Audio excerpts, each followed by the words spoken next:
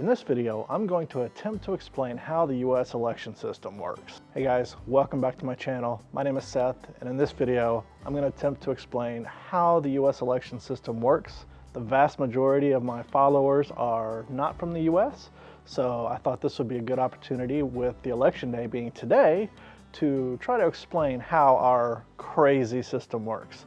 So this is not going to be exhaustive. It's just going to be a simple overview and try to explain just what you're seeing when you see the news, okay? So if you like this video and you want to see more content like this, please let me know in the comments other things that you'd like me to explain. In true American fashion, we have taken something that should be relatively straightforward, such as voting, and made it far more complicated than it actually probably has to be. Now, as most of you probably know, today is election day, and it's been 4 long years for some of us. And I have waited for this day for a long time. This video is not going to be about my political beliefs and a rant like that. Let's start out with when the elections are held. Obviously, they're being held today. Presidential elections are held every 4 years, and they're held on the first Tuesday of November. Now, every 2 years, we have what is called off-year elections, where we elect the Congress, we elect senators and House of Representatives, governors, mayors, things like that. But every 4 years, there's a presidential election.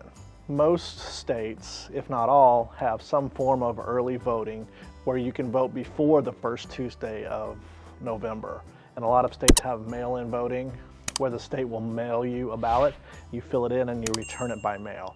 Obviously, if anyone's been watching the news, I don't know how they carry it internationally. I haven't really been watching the news, but there's been a lot of controversy from certain parties about mail-in voting and how supposedly they think it's unsafe, which it's not, but I digress. So even though November 3rd is the actual election day, that's not necessarily the day that people cast their ballots. They can cast their ballots before November 3rd in a lot of cases. Now, the US has a two-party system, meaning there are two main political parties that vie for the presidential election every 4 years. There are third parties like the Libertarian Party and the Green Party, but these parties really have no representation in Congress or the Senate, and even if they get some votes for the president, they really only act as spoilers. They have never been elected to the presidency or anything like that. As far as I know, I don't know that anyone from a third party has been elected to Congress. I could be wrong about that though. If I am wrong, I'll put something on the screen here. In contrast, Germany has 2 large parties, 3 smaller parties, and a number of minor parties that all vie for election in their elections. Same with the UK. There are a number of large parties and then various minor parties that all take part to form a government. In Germany and the UK are parliamentary systems where you don't directly elect a leader, but the leader of the party that wins the most votes becomes the leader of the country. I could be wrong about the German system. I don't know a whole lot about it, but that's the basics of a parliamentary system. The US elects its leader directly rather than electing the party and then the party leader becoming the president, although it basically acts the same way. The 2 major parties in the US are the Republican Party and the Democratic Party, and the Republican Party is generally considered more conservative, and the Democratic Party is considered more left of center, liberal, if you want to use that word. The Democratic Party in the US could hardly be considered liberal by European standards. It's probably would be considered right of center in Europe for most countries, but it's closer to the center than the conservative Republican Party is. In order to choose a candidate for president, we have what are called primaries. In this election's primary in the Democratic Party, there was something like 19 candidates vying to become the presidential candidate for the Democratic Party.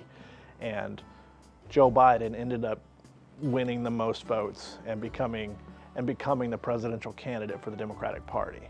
On the Republican side, there weren't really any challengers to the president, Donald Trump, and so Donald Trump became the Republican nominee for the president. Okay, so now we have our 2 candidates, Donald Trump and Joe Biden.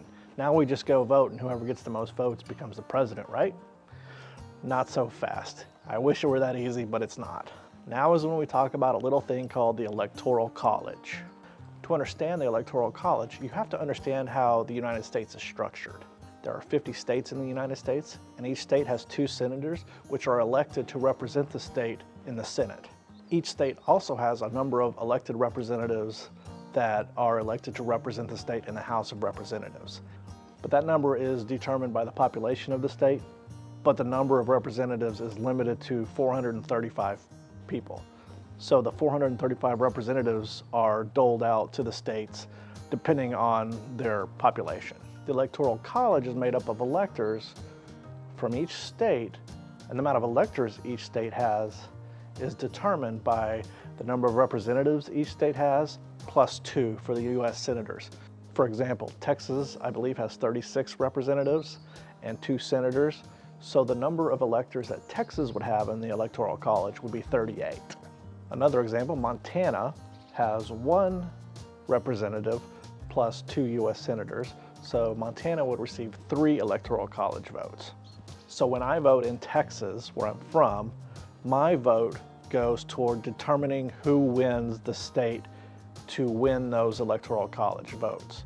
So whomever gets more votes in the state of Texas gets all of the Electoral College votes. Maine and Nebraska are the only 2 states that divvy up their Electoral College votes based on the percentage of votes. So for instance, if one candidate gets 51% of the votes and the other gets 49% of the votes, the one candidate would get 51% of the Electoral College votes and the other candidate would get 49%.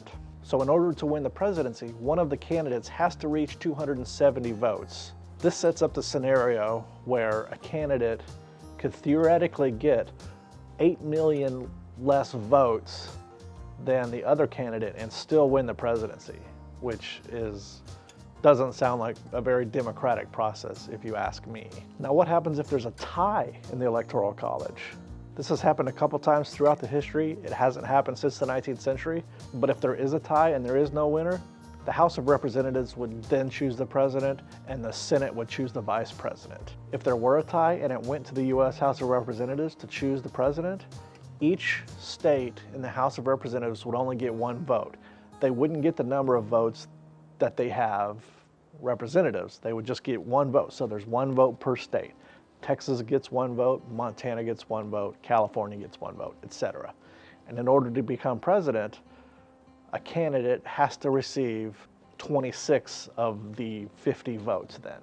On the Senate side, each state gets 2 votes, and so the vice president would have to get 51 votes in order to win the vice presidency. Like I said, this has happened 3 times in our history.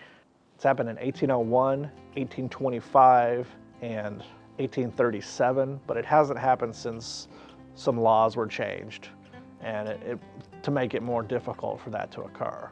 So the goal in U.S. elections isn't necessarily to get the most votes, it's to win the Electoral College, which seems like a rather odd concept to a lot of us. Twice in the last 20 years, there's been a president who has lost what we call the popular vote and won the Electoral College. It happened with George Bush in 2000, where Bush received 547,398 less votes than Al Gore, yet still became president. And it happened again in 2016 with Donald Trump, who received about 2.8 million less votes than Hillary Clinton, yet still became president. As you can see, this is not a very straightforward system like most countries have. It's a little difficult, and honestly, I don't know if we'll have the answer to who's the president by the end of today. Hopefully we will.